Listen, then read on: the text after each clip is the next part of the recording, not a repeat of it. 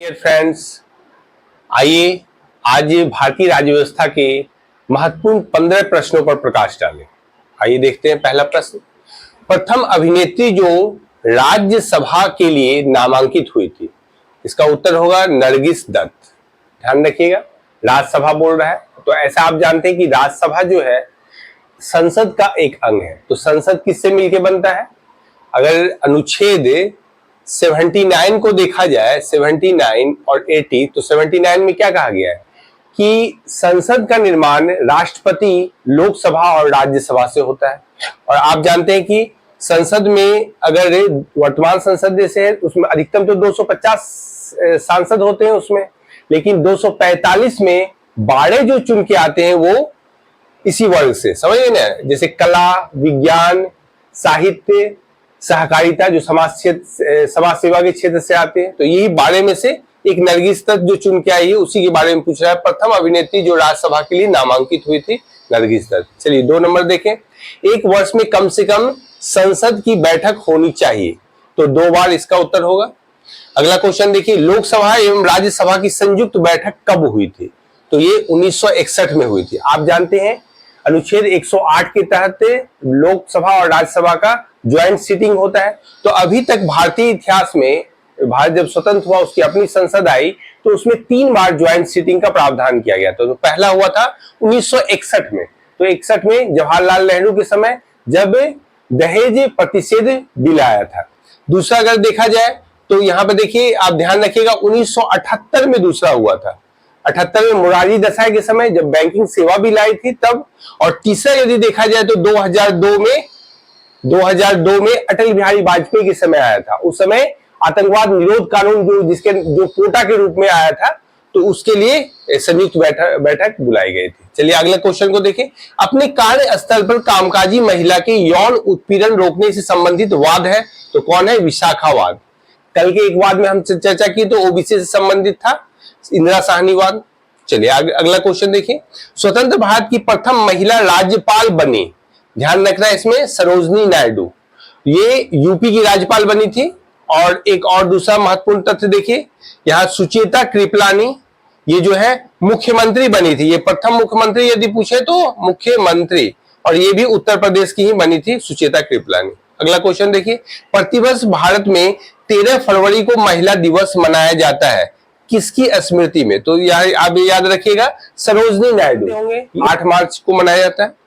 अब आगे आइए, किसी राज्य में विधान परिषद की स्थापना, गौर करना है, स्थापना और समाप्ति, यानी समाप्ति की जगह निरसन भी लिख देगा, समाप्ति का प्रावधान है तो 169 के अंतर्गत, याद रखिएगा।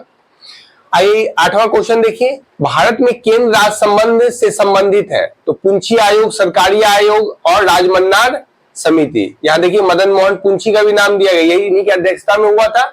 और यहाँ पर ये दिखा जाए तो रणजीत सिंह सरकारिया थे, सरकारी आयोग। तो अधिकतर लोग जानते हैं केंद्र राज्य संबंध जो है सरकारी आयोग। तो आपको ध्यान रखना पड़ेगा कि तीनों आयोग आया था केंद्र राज्य संबंध पर आधारित था।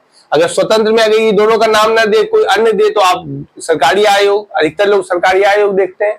तो यहाँ पर उसका उत्तर होगा तीनों।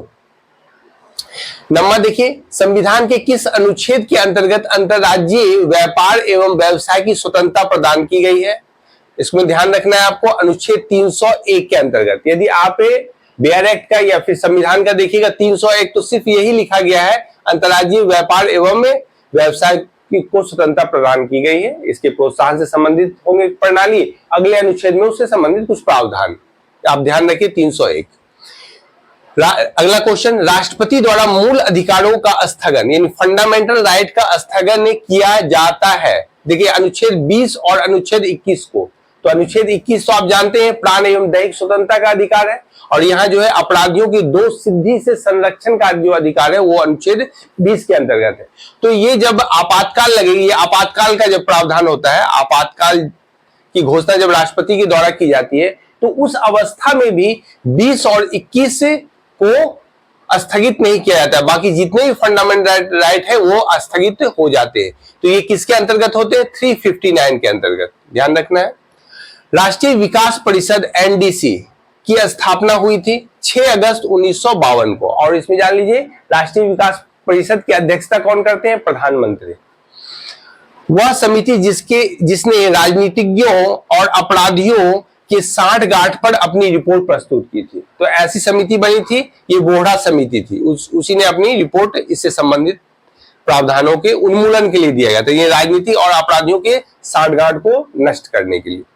चलिए आगे देखिए 13 नंबर, राष्ट्रपति द्वारा मानवाधिकार संरक्षण अध्यादेश जारी किया गया। देखते हैं मानवाधिकार, ह्यूमन राइट, तो आप जानते हैं 123वां अध्यादेश जारी करने की प्रवृत्ति रहती है राष्ट्रपति की, तो यही 123 से शक्ति प्राप्त करते हैं राष्ट्रपति अध्यादेश के लिए, तो यही इसका उत्तर होगा। और एक ध्यान में रखना है, राष्ट्रीय मानवाधिकार आयोग जो भारत में आया था 1993 में ये प्रावधान किया गया था, 1993, ये डेट भी पूछा जाता है।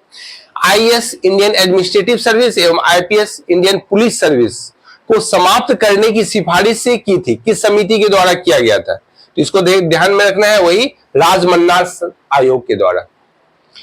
और यहां देखिए 15 नंबर, संविधान का वह अनुच्छेद जो प्रसाद के सिद्धांत को उल्लिखित करता है, ये 310 है। प्रसाद का सिद्धांत क्या होता है आप जानते होंगे, जैसे राज्यपाल का जो पद है राष्ट्रपति के प्रसाद पर्यंत तक रहता है, तो यही प्रसाद पर्यंत का मतलब होता है जब तक राष्ट्रपति चाहे तब तक, तो यहां पर यही है, अनुच्छेद 310 जो है उसे संबंधित प्रावधानों को देता है। ठीक है, आज के लिए हम सुपर आपको 15 क्वेश्चन भारतीय राज्य व्यवस्था के 8वें खंड में लेके आए थे, तो आशा है कि आप लोग इसका बार-बार रिवीजन करें और इससे संबंधित फैक्ट्स को और देखें, और पिछली वीडियो में 7 तक जो कराया गया है उसको भी 1-2 बार देखने का प्रयास करें, और आप लोग चैनल को सब्सक्राइब करवाइए ज्यादा से ज्यादा, और नोटिफिकेशन भी ऑन कर दीजिए ताकि जब वीडियो डाला जाए तो आप तक पहुंच जाए वो।